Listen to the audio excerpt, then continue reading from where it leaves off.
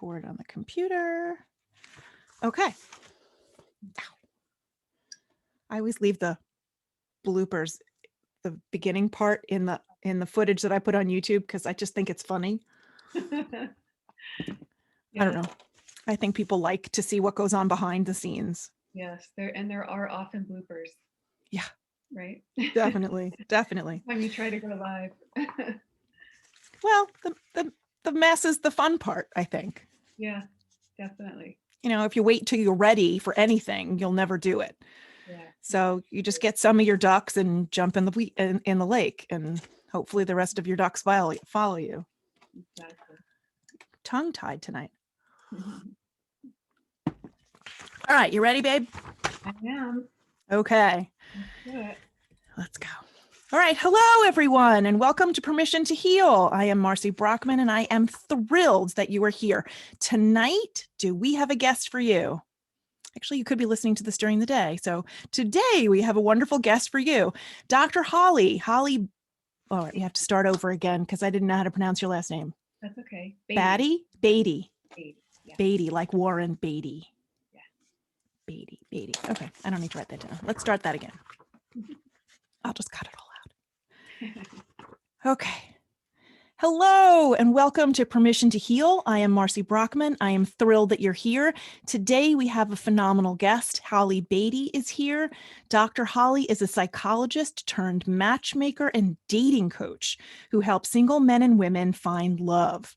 Her Love at Last masterclass helps conscious single women expedite their path to love in 90 days.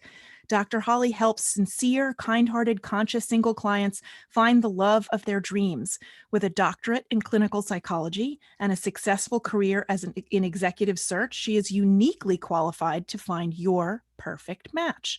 She founded Find Love at Last in 2014 to help sincere men and women find lasting love and has been a matchmaker, coach, and image consultant for over 8 years.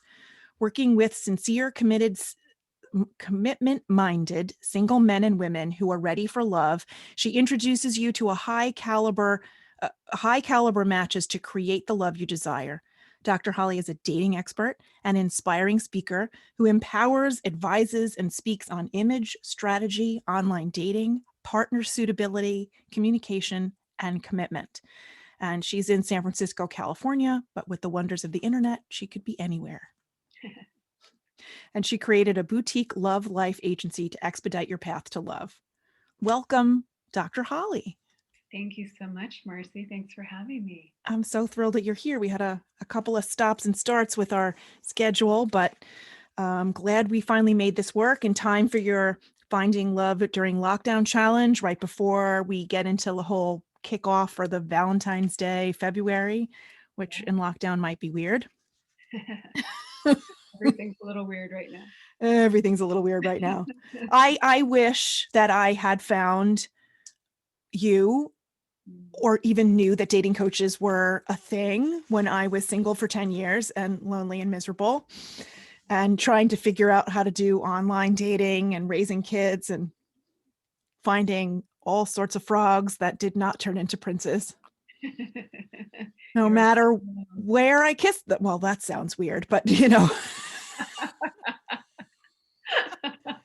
Okay, let's get into this. We do 6 questions first, just to start everybody off, and then we'll jump right into the meat of this. I can't wait to dig into this with you. Okay, what 5 words would you use to describe yourself? Oh, gosh.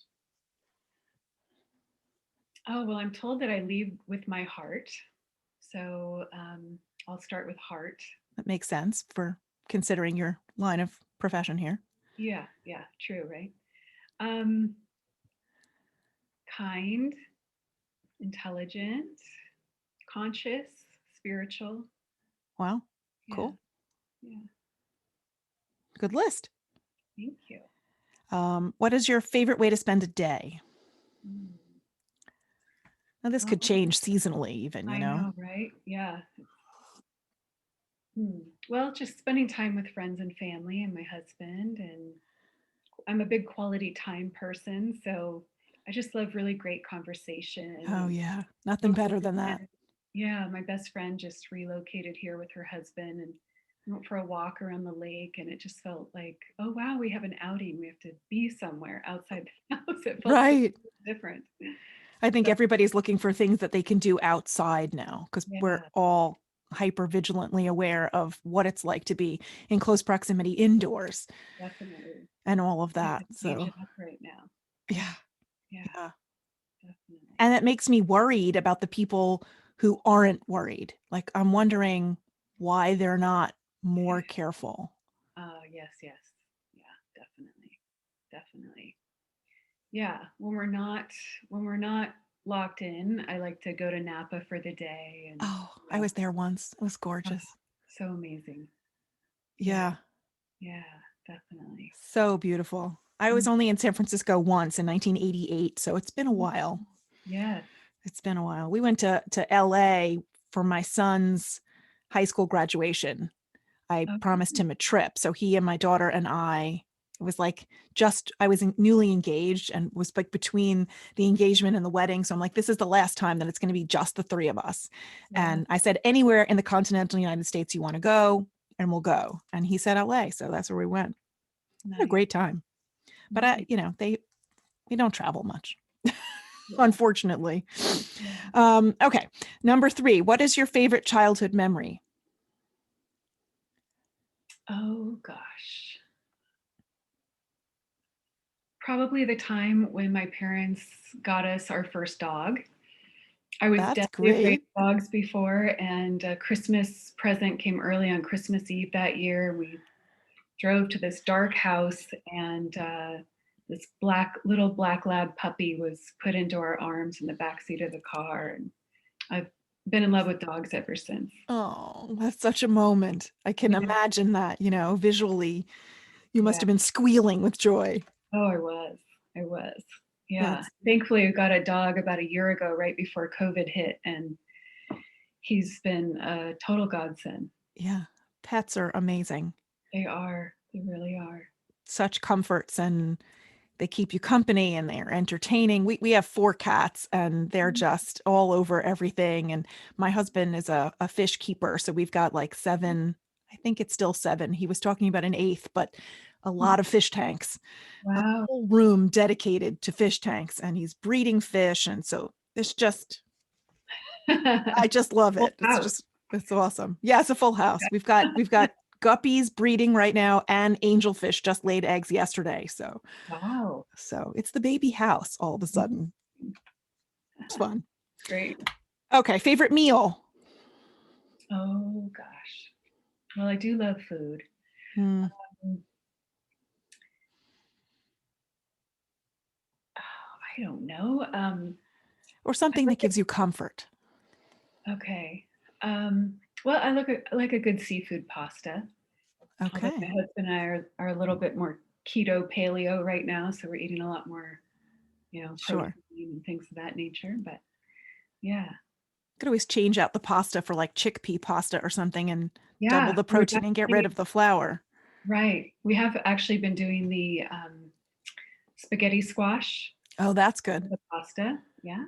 So that's been good too. And you almost don't even miss the old semolina pasta at all. Yeah, definitely. Yeah, it's interesting. All It's good. cool.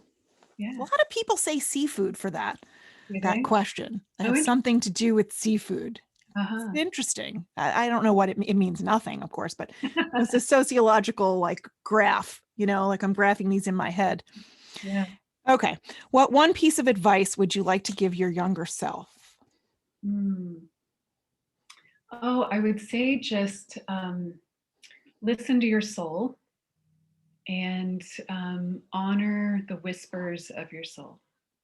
That's very poetic. Mm, it's true. Was Yeah, for me. Yeah. yeah, absolutely. That would be what I would say to myself too. Yeah. In my head, I wasn't as poetic as what you just said, but I like the whispers of your soul thing. But Yeah. your Because I inner think voice it is how comes I in always whispers. described it. Yeah, it often comes in whispers. At least it did for me. Oh And yeah, absolutely. that was, I feel like it's kind of like your soul's DNA kind of speaking to you. Yeah, I And didn't I think trust mine. out. No, me neither. Well, I finally did, but Well, yeah. yeah, it took me 40 years, but Yeah. late than never. Better 40 than 70, right? Definitely. Yeah. Okay. So what is one thing you would like to change about the world? Mm. I wish we had a more kind, just, and inclusive world. Well, there's a mouthful. Yeah. Absolutely. Yeah. Especially now when everything is so divisive and it's like Definitely. a hair trigger of sensitivity. Definitely. People Yeah. need to Totally.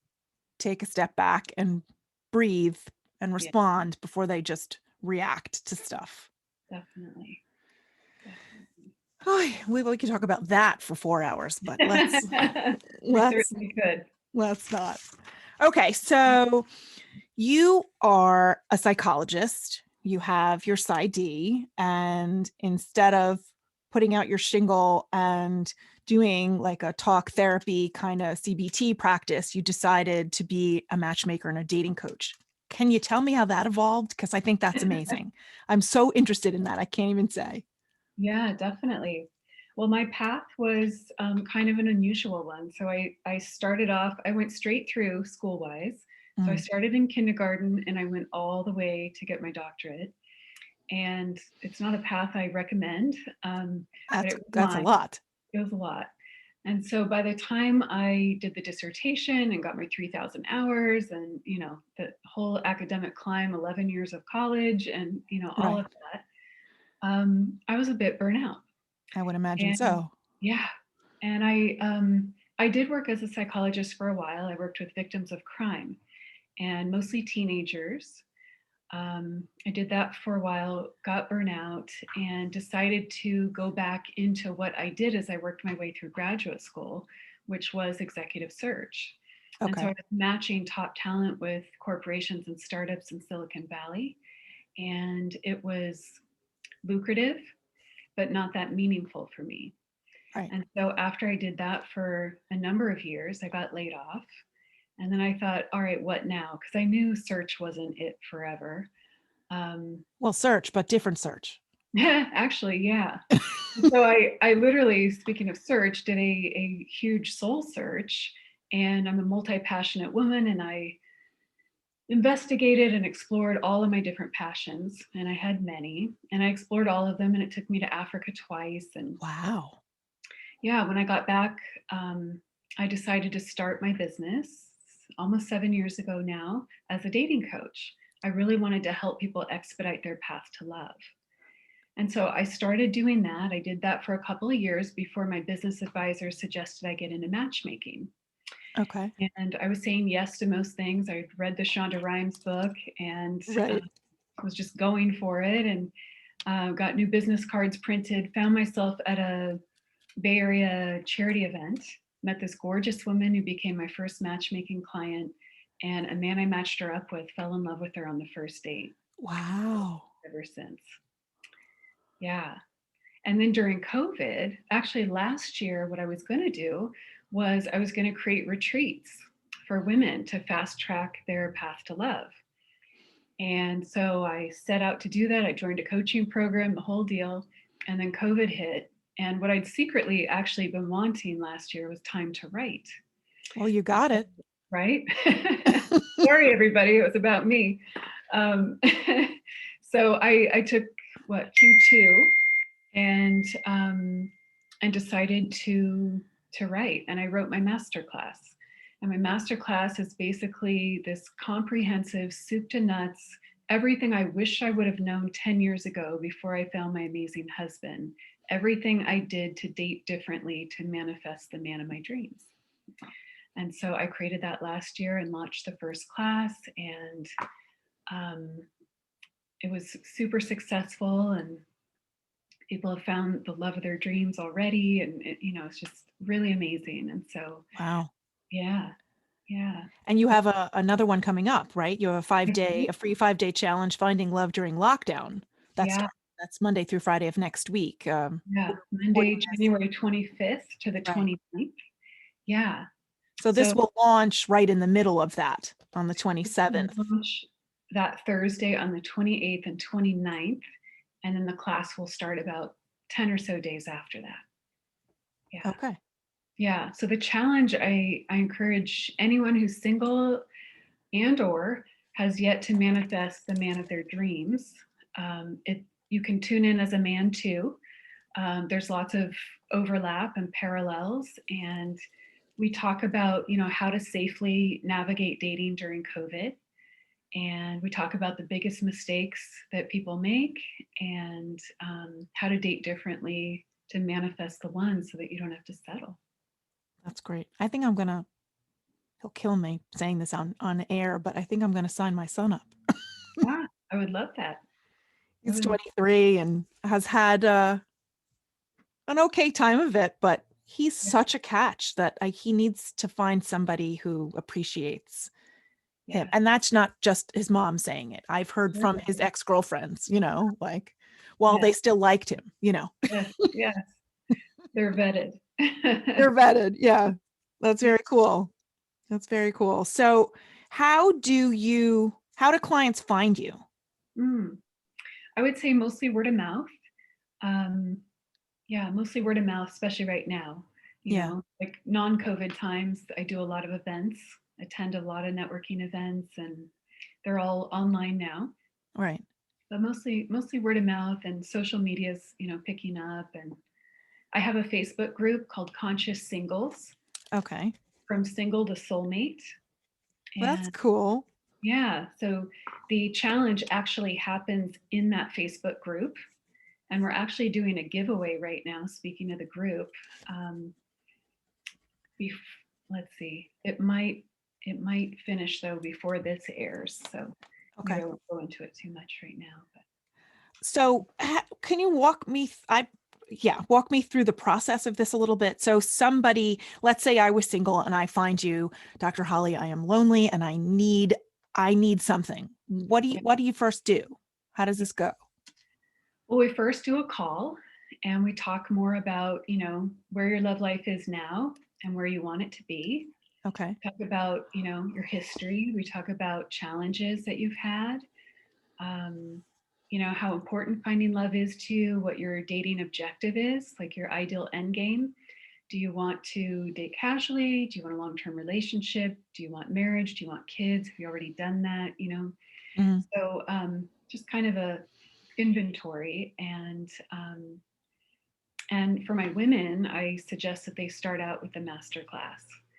I used to think, when I wrote it last year, I used to think, oh, this will help some women.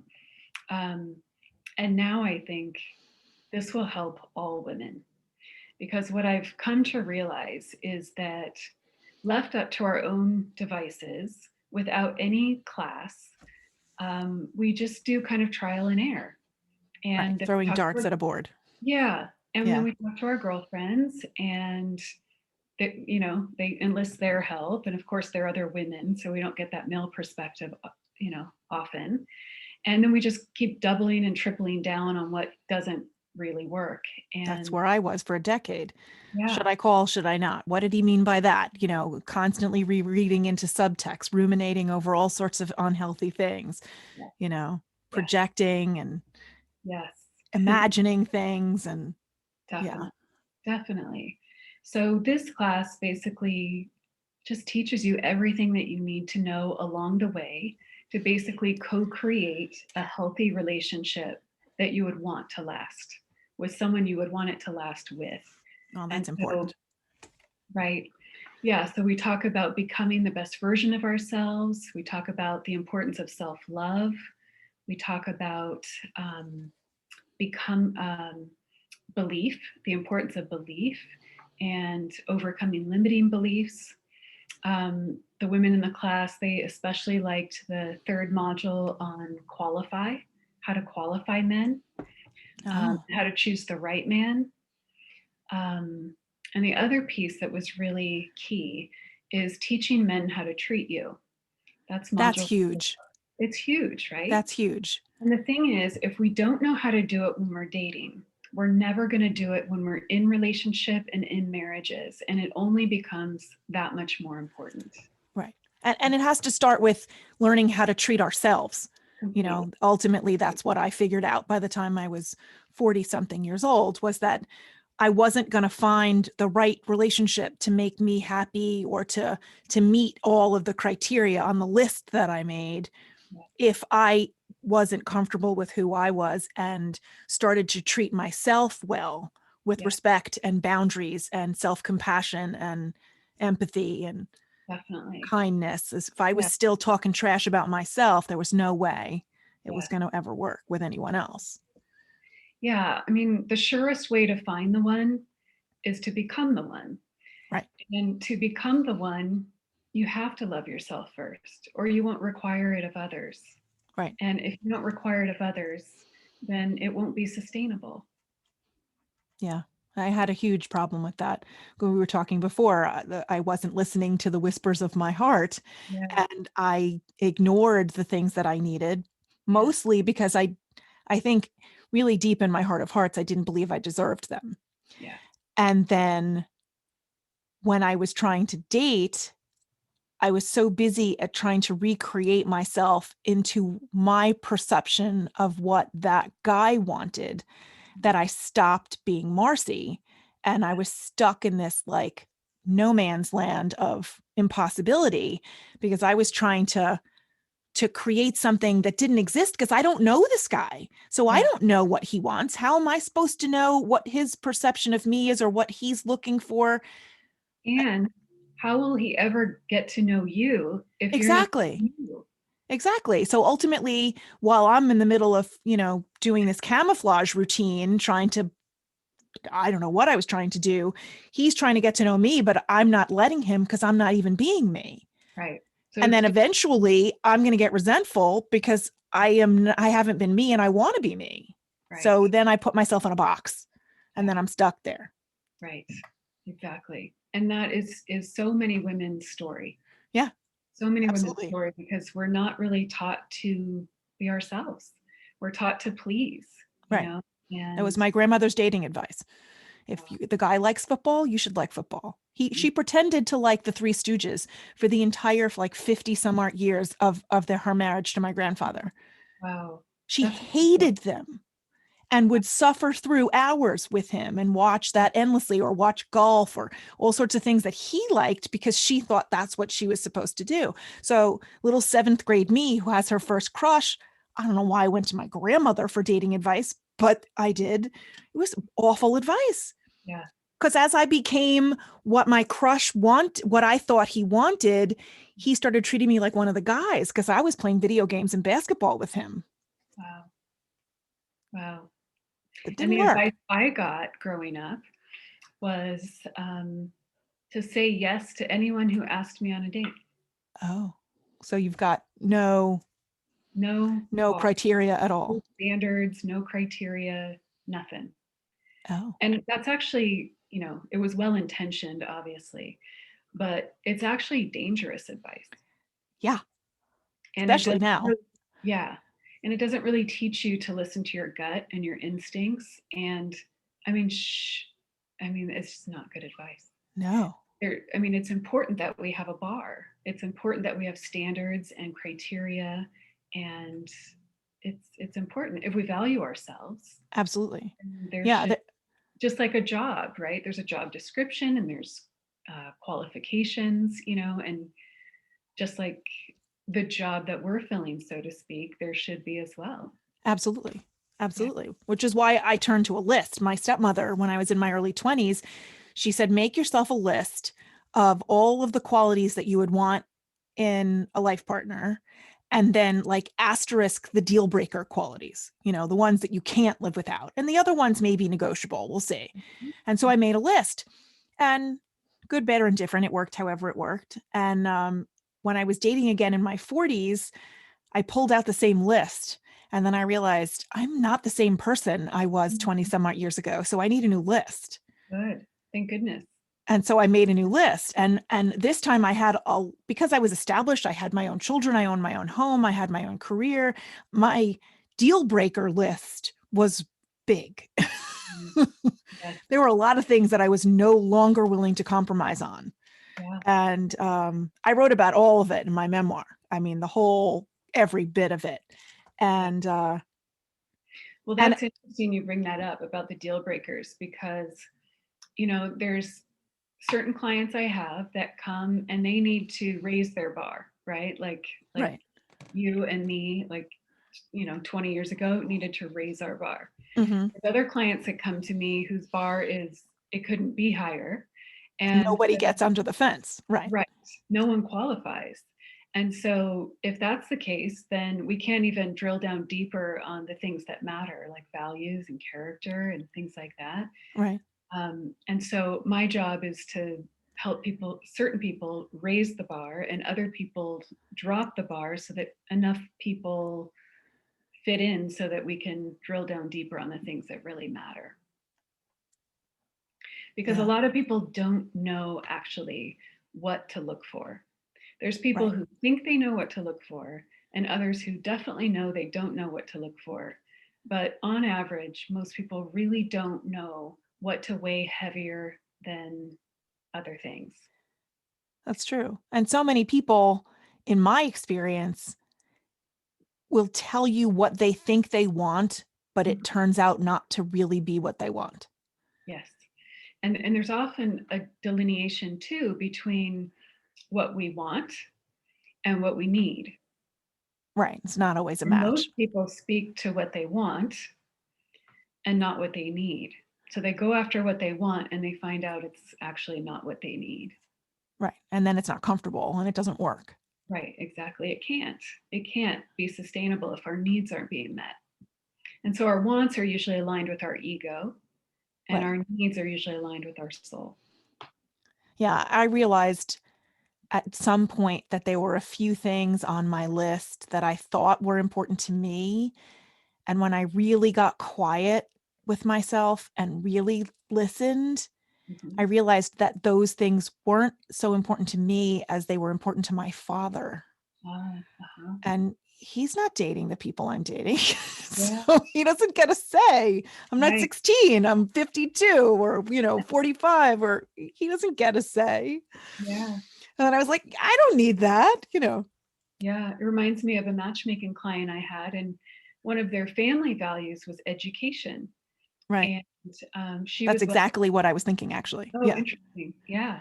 She was East Coast, and her family, being well educated was super important. And we dropped the bar on education criteria to a bachelor's instead of an advanced degree, just to open up more possibilities. And I think that was a good thing to do. Yeah. But yeah, it is really important to delineate between family values, our family's values, our Right. family of origin, versus what's important to us. Sometimes they're the same, and sometimes they're not. Right. Is it Yeah. really going to matter if you have two kind men? Is it going to matter that one has a master's and one doesn't? Mhm. Or one has a PhD and the other one doesn't? I mean, that might matter, Right. but it doesn't necessarily have to be the deciding factor. Right. I had a And friend of mine who's a PhD in New York City, and she's single and she's in her mid 40s. And she's like, I think I have dated every PhD in the entire island of Manhattan. I'm like, well, then maybe you need to look at master's qualified, or, right. you know, uh, Yeah. maybe We get your hung up. pool is too small. Yeah. We get hung up on the things that don't actually matter. Right. We think they matter. But it's like, one match that I had for a matchmaking client, he was a Ivy League PhD, looked terrific on paper, but he wasn't that kind. Oh, And it's like, I how do you wouldn't sell say, that?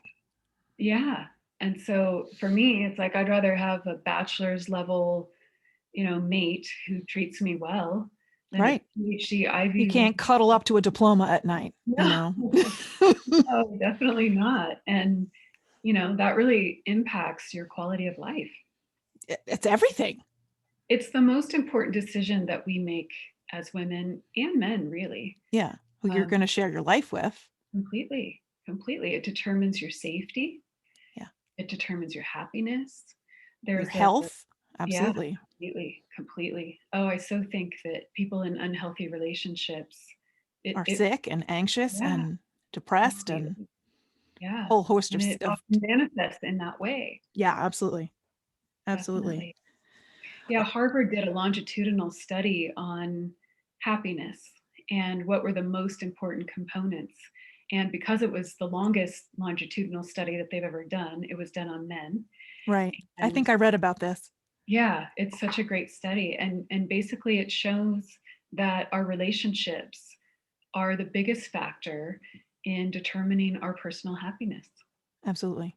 I really think that's true. Absolutely. And it also, if you're of the mind to have children, Hmm.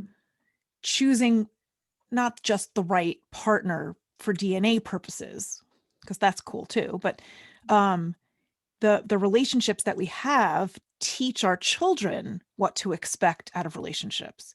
They Yeah. teach our children how we should expect to be treated and how to treat other people.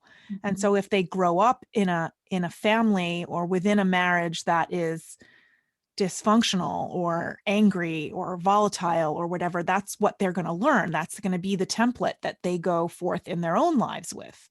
Right.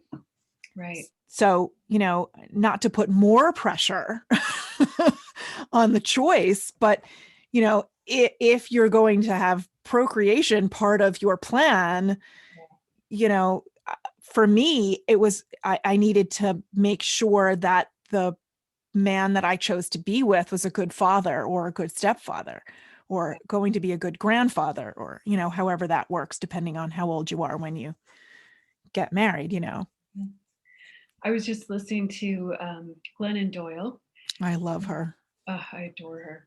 And she was just speaking about the decision to leave her first marriage Yeah. and how much she was staying in it to really, because she didn't want to disappoint her children and she didn't want them to be unhappy.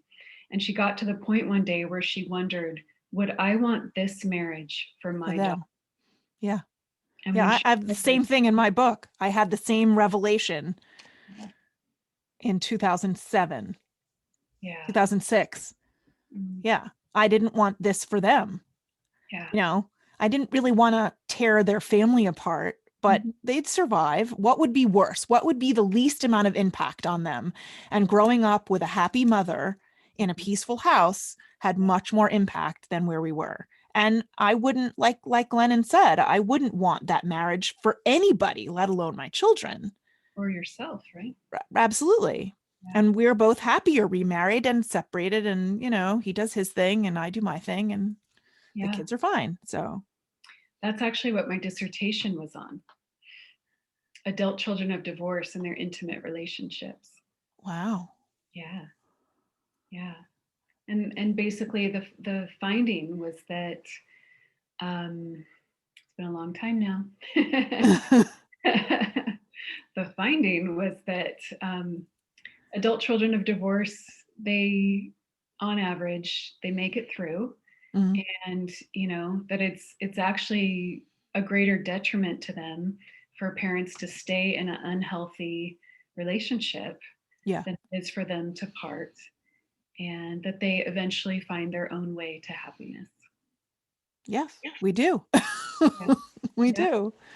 yeah. And the issues that I had from childhood that I carried forward really didn't have anything to do with the fact that my parents split up. It had to do with their own dysfunctionality as parents, Yeah. mostly my mom, but it really had nothing to do with the divorce. It would have been the same anyway. So, c'est la vie. I'm an adult child of divorce, which is why that topic was of importance to me. Right. But some of those fears can still stay with you for quite some time. Absolutely. And even after I chose and got engaged to my now amazing husband, I still carried some of that trepidation because it's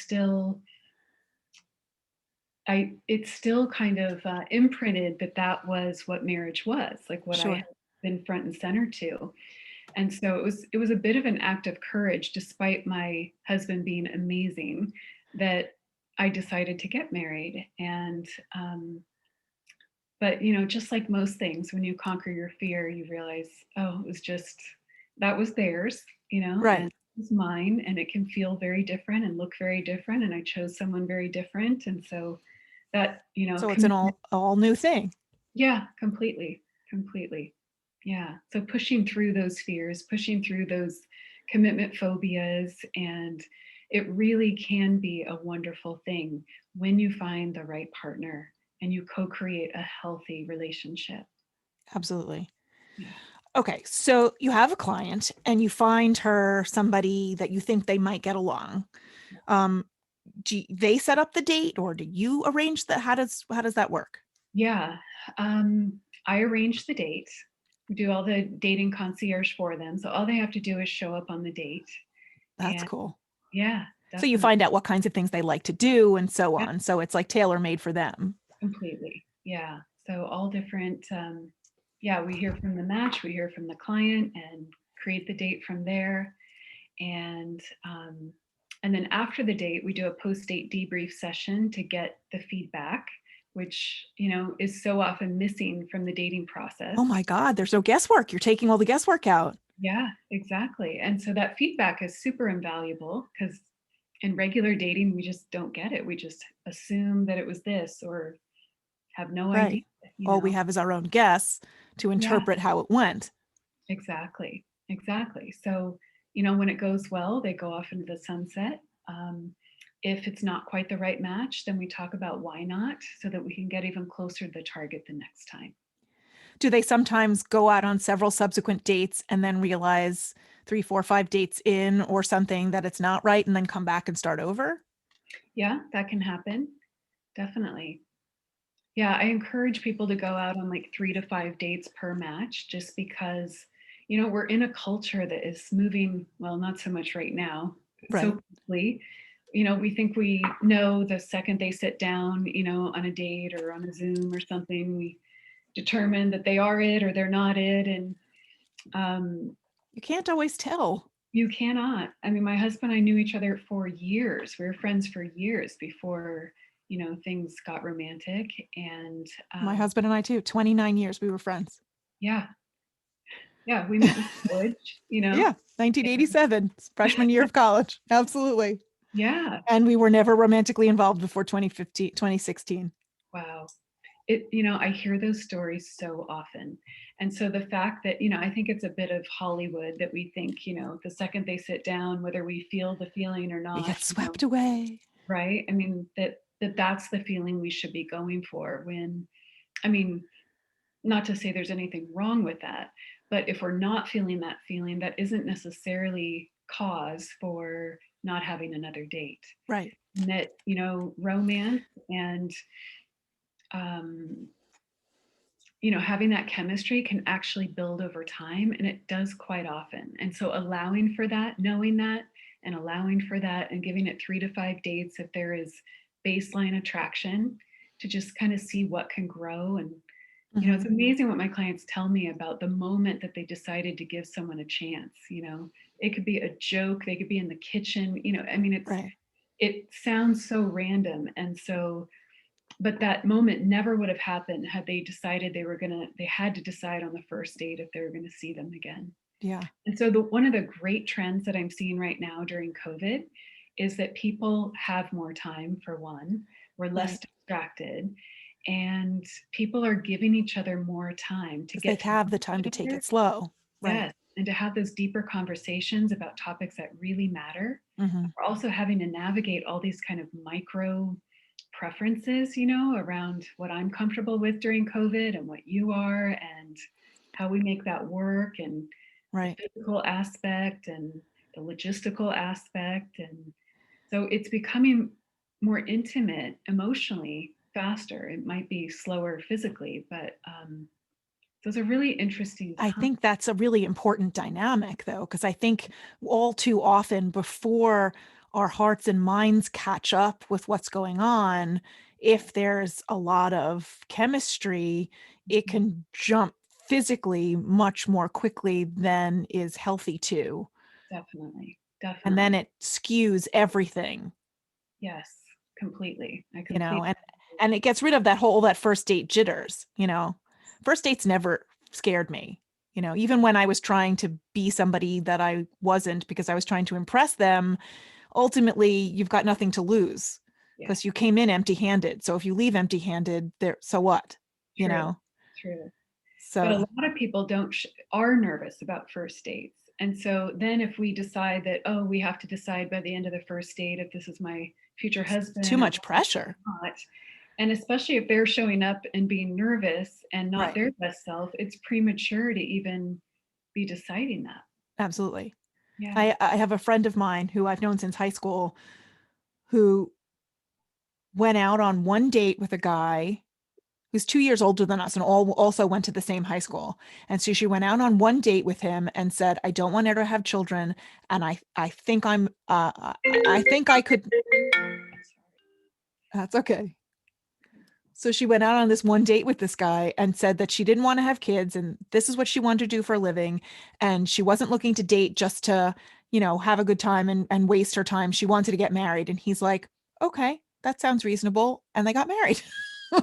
Wow. I mean, not immediately, but, within a short period of time, considering. And they're still very happily married 30 some odd years later. So, l'chaim. Sometimes it works, That's Yeah, great. when both people are being authentic, it's amazing what can happen. Absolutely. Absolutely. I used to take Yeah. my list out at a date. I did that a Did few you? times. A few times. Well, I was still trying to figure out, like, how do I navigate my new list? Yeah. I had it on my phone and I would just slide it across the table and, we'll see what happens. Yeah. It didn't work out so well when I approached it that way. So, but it was an experiment, Definitely. Well, I think it's a good idea to have the list on your phone, but maybe just go to the bathroom to refresh your memory. Right. That's funny. That's funny. Um,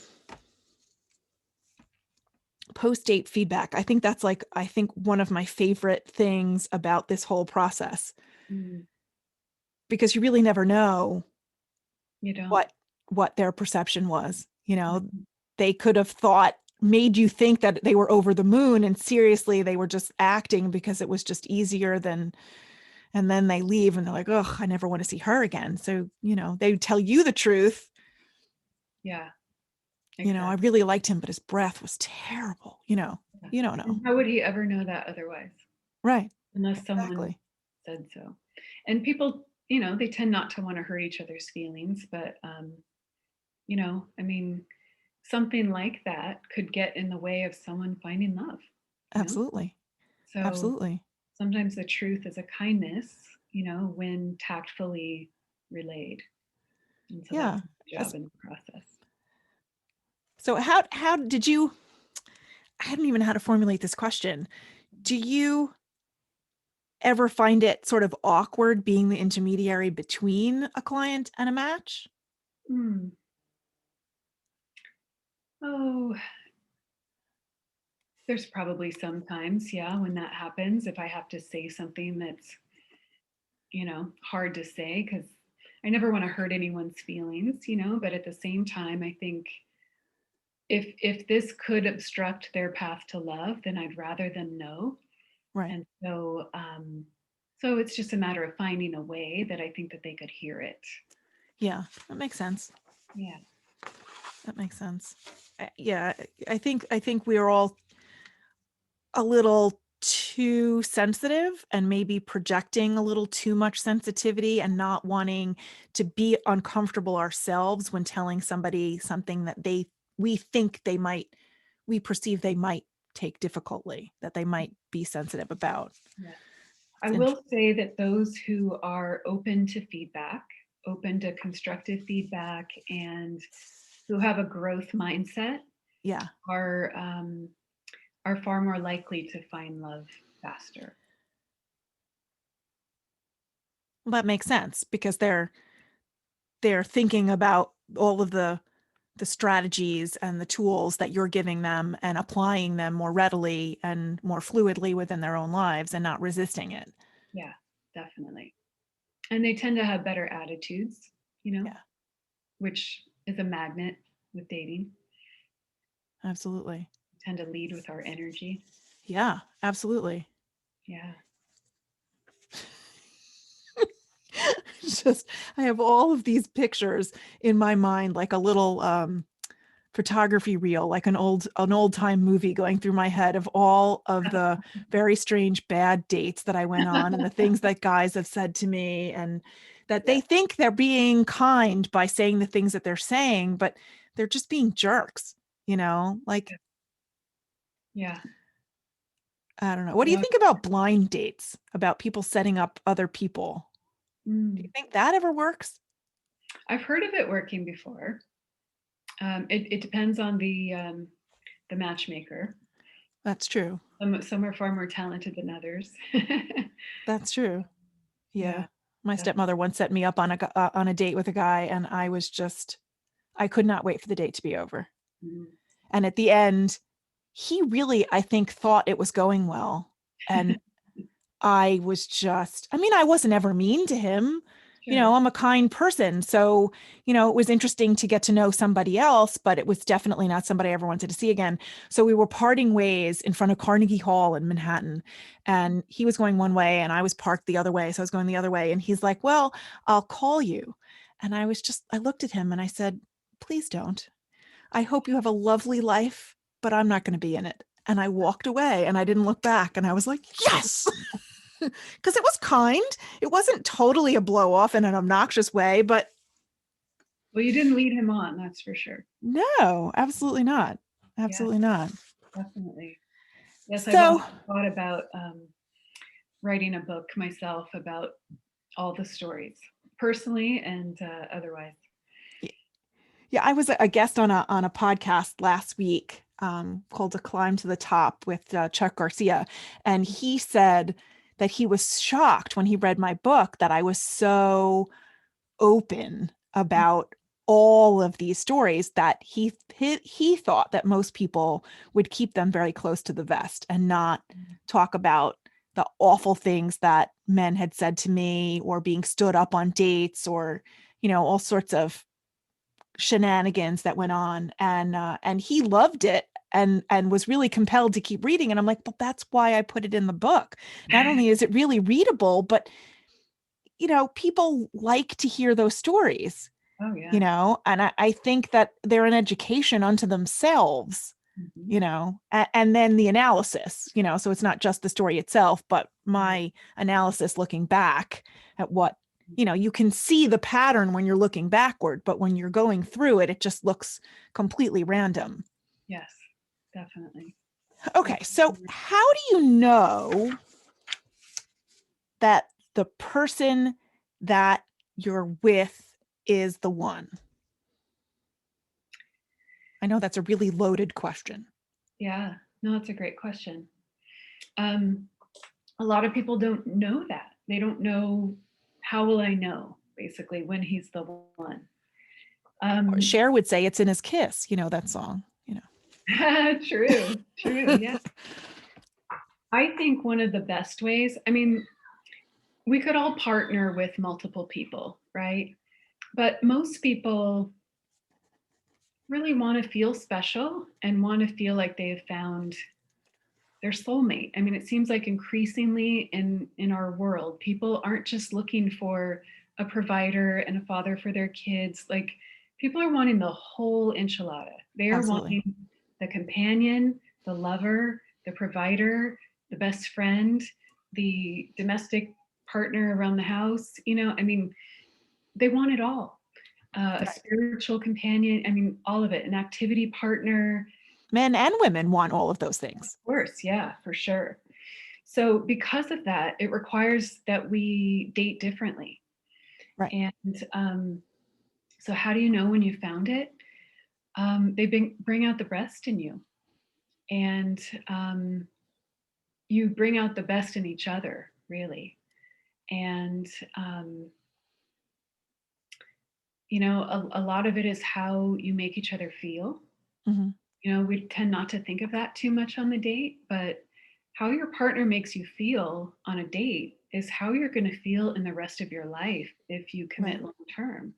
And Are you so, comfortable being yourself with that person? Do you yeah, like the version of you that you get to be when yes, you're in their company? exactly, exactly. Because when we look back at our former partners, they could be wonderful men, Right. but each one makes us feel differently and brings out a different piece of us. Mm-hmm. And so you should like yourself, the version of yourself, that you are when you're with your partner. And they should Absolutely. like it too. Yeah. Yeah. Yeah. Yeah. Yeah. For me, Michael and I have been friends since 1987, and we had married separate people and we had kids and a separate life. And our friend group from college, although it's very fractured and people are all over the world now with the wonders of social media, we're all still connected. And for a long time, we were seeing each other, every couple of years in person, which was nice. So we were able to keep in touch. And then I don't know, just I was reading an article about soulmates, and the first person was 3 a.m, and the first person I thought of was him. And I sent the article to him and I messaged him and I said, all right, read this, if you think this is us, let me take you to dinner and let's talk about it. And it worked, and he was interested and I was interested, and less than a year later we were married. And it was very quick, but we'd known each other 29 years. You can't be in a casual relationship with someone you've known for 3 decades. No. You're Yeah. either in it or you're not. Yeah. That is so great. What a great story. But what we figured out was that although our pasts were different, our paths, our stories, the trauma that we faced was different, the wounds were the same. And the healing brought us to a place of empathy and compassion and kindness that we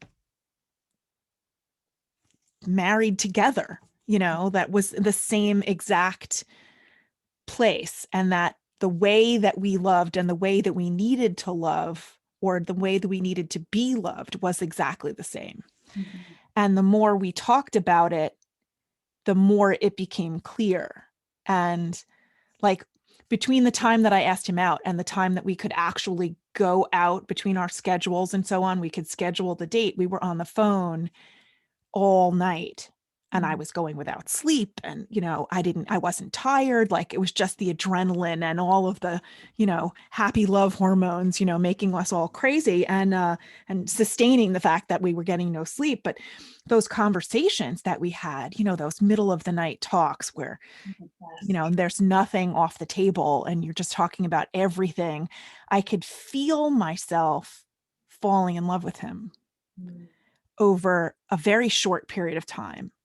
And he watched it happen. He was like aware enough to be able to watch my fear, because I'm the one that asked him out, but then I got a little scared and I pulled back slightly. And then it was those conversations that got me to relax and like let the barrier down and be more open. And it was great. That's amazing. It's pretty amazing. How And long then have you been together now? we just celebrated our 4th wedding anniversary last week on the 15th. Yeah. Yeah, it was cool. Yeah, we started dating. Our official first I love you was January 24th of 2016. And then we got married on January 15th of 2017 with his 2 kids and my 2 kids and his 4 grandchildren. And we made one big, noisy, crazy little family. It was fun. It was good. It was good. It's kind of amazing. I think it was 2014 or 2015. I wanted to print out the article and I totally forgot to. There was an article printed in the New York Times Magazine section about some sort of study. I'm going to totally butcher this now, where there were like 36 questions that you were asked and answered.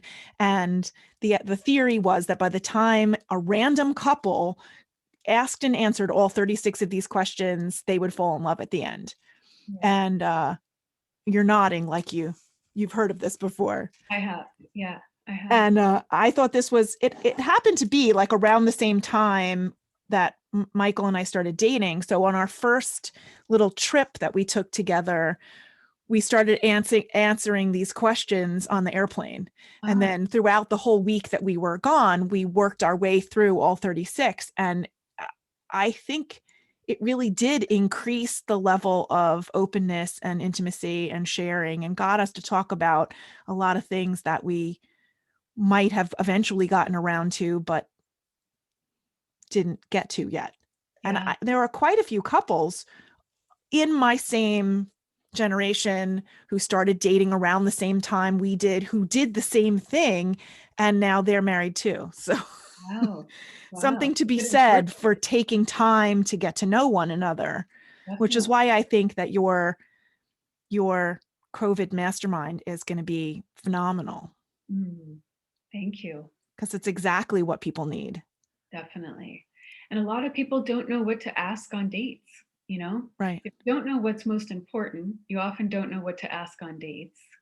And so, with those questions, they really help usher in emotional intimacy faster. Right. And, you know, that feels good. And it really helps us connect at a deeper level faster. Yeah. Yeah. And I think if you flip this whole COVID thing on its ear slightly, it could be a blessing to the beginning of a relationship, Oh, because it forces us to really focus on our emotions and our intellectual responses to somebody else, and get to know one another much more slowly, yes. and not have to put the pressure on the physical thing, but also you're really not doing it in 3D. You're doing it in 2D most of the time, I would imagine. Yeah, definitely. Definitely. Now, do you think the strategies and the skills that you teach men and women would work also for homosexual couples? Yeah, I do. I do. The class is written for straight couples just because that's what I mostly know. Right. And I've heard kind of differing opinions about how similar or different straight relationships are um, from gay relationships. And so I'm just writing kind of what I know best. Sure. But I think the skills are very transferable for Yeah, it's all just interpersonal relations and sure. self-confidence and self-compassion and Yeah, the only piece I guess where it's different is like module 5 when we talk about dating guidelines, you okay. know, what to kind of allow men to do, feminine and masculine energy, and how to stay in that and navigate dating in that way. Right. That's probably the only place where that might be a little bit different, but Yeah, I think dating those kind of gender roles tend to be much more fluid in non-hetero relationships. yeah. So the couples And would have to sort of talk about that and what their I expectations were. yeah. And I really think that really the most evolved people are a beautiful combination of masculine and feminine, kind of in the middle, Right. to really develop both parts of ourselves. I think really makes for a complete human being. Yeah, there are so many things that previous generations would have defined as particularly masculine or particularly feminine, and I Yeah. find them so limiting Uh-huh. and dysfunctional in a way, because I don't really know anybody who fits into those roles who's happy about it. Uh-huh. Uh-huh. You Yeah. know, my Point. grandparents fit into that role, but I don't know if they were happy about it, you know. Like your grandmother wasn't. No.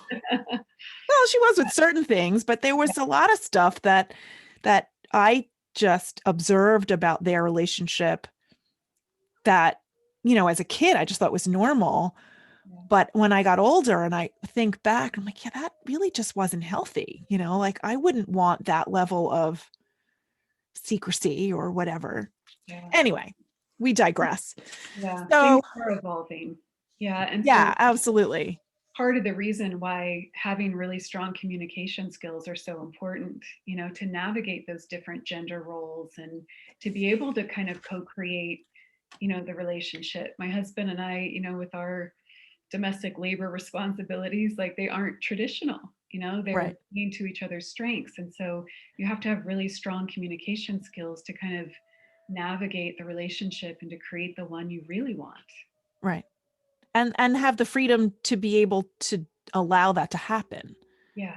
I mean, nobody really knows what goes on in your house but you, and it's nobody's business what goes on in your marriage but you. So you don't have to answer to anybody's standards or anybody else's tradition. You Which can is a blessing, what you as long as want. you know how to get there, right? Right. Yeah. Yeah. Like I think we were both, Michael and I were both sort of trying to figure out how to create a second marriage out of two established midlife adult lives. Mhm. And, he had a house and his stuff and his kids, and I had a house and my stuff and my kids. And we figured out the living arrangements thing. He moved into my house, but we both have so many things that we're involved with that we're responsible for financially that it just made sense for us to not combine our financial lives at all. Mhm. And we've divided who's paying for what so that everything gets paid fairly, whatever. Mhm. But, and, there are some people who would be uncomfortable with that. But for us, money and emotions just were so tied together that rather than even step into that minefield and deal with it, we decided not to combine anything until all of our children were completely independent and no Mhm. longer needed anything from us. So we just could keep our level of autonomy now. And it's worked really well That's because we allowed ourselves the freedom to choose that without thinking, oh, we should, we're supposed to. I don't think shoulds and supposed tos have plans in anything. I mean, have claims on anything. Yeah. Yeah. It sounds like a beautiful working out. Yeah, so far. Okay. So you have the 5-day challenge that starts January 25th and runs through Friday, January 29th. So this podcast is going to launch on the 27th, which is right smack in the middle. But if people go to your Facebook group, Conscious Single on Yes. Facebook, they can catch up if they want. So it's called Conscious Singles from Single to Soulmate. From single to soulmate, and they can just search for that on Facebook. I'm going to link that to the show notes underneath, so there'll be a link to that and your website and all of that stuff. Yeah, they can catch the replay then for, the first 3 days if they miss them, catch up and join us on Thursday, Nice. Friday. And then right after that, it rolls into the masterclass for those who want to go forward. Yeah, exactly.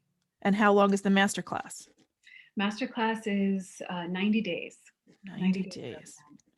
Yeah. And okay. Does that run through the Facebook group also? No. I have a private Facebook group for those who walk forward into the masterclass. Ah, okay. So Facebook's they have amazing. access, yeah, they have access to me as well as a community in between our calls and things like that. That's very cool. How many people do you anticipate being involved in this? Um, Do they have time, opportunity to talk to each other and yeah. Mhm. and share experiences and wisdom and so on? It's definitely a community of, like-minded, like-hearted women, conscious, spiritual, um, sincere, really great group. Is it mostly women in the 5-day challenge, you think? In the challenge, it tends to be mostly women, but I've had men join too.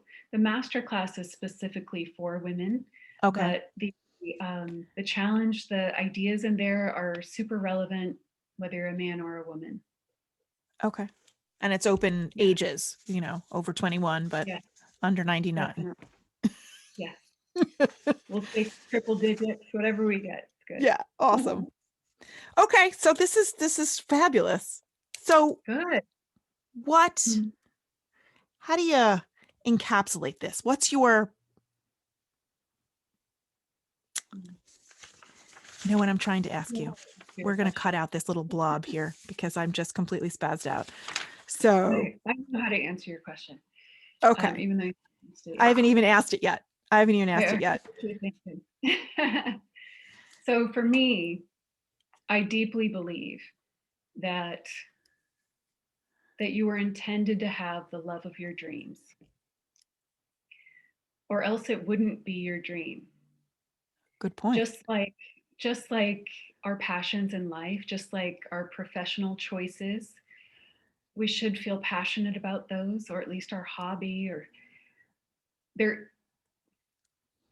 most of us have a vision of what our future partner, like the one, our soulmate, will be like. Right. And that is meant to be there, to guide you. Just like I talked about earlier, the DNA of your soul and the whispers of your soul leading you forward. All of Uh-huh. our job is to just listen and follow. Hmm. Same with this. Same with this. If we feel called to be partnered and to be coupled, um, and we have a sense of what that is, that is intended for us. Right. And so it's just a matter of manifesting that. And that's what I help people do. I have chills now. That was fabulous. Oh, thank you. Well, I hope whoever is listening, joins us for the challenge next week. I would love to have you. And there's a lot of really great information there. I know a lot of people are feeling especially lonely and isolated right now during COVID. Yeah, And this is my gift to you to help you not be. that's wonderful. Yeah, So many people are in desperate need for connection. yeah, definitely. This has been so separating and so divisive and dividing and Yeah. lonely and stressful and And it doesn't also have to it be. doesn't have to be. Yeah, it doesn't have to be. If we reach out and reach in at the same time. Yeah. And there is a way to navigate this incredibly challenging time in a relatively safe way. And so we talk about that next week. Excellent. Thank you so much for being here, Holly. This You're was so welcome. really a wonderful conversation. Oh, I'm so glad. I really enjoyed it too. And thank you so much for having me. My pleasure. Thank you for saying yes when I asked. Yeah, my pleasure. Excellent. All right. Thanks so much, Mercy. Thank you.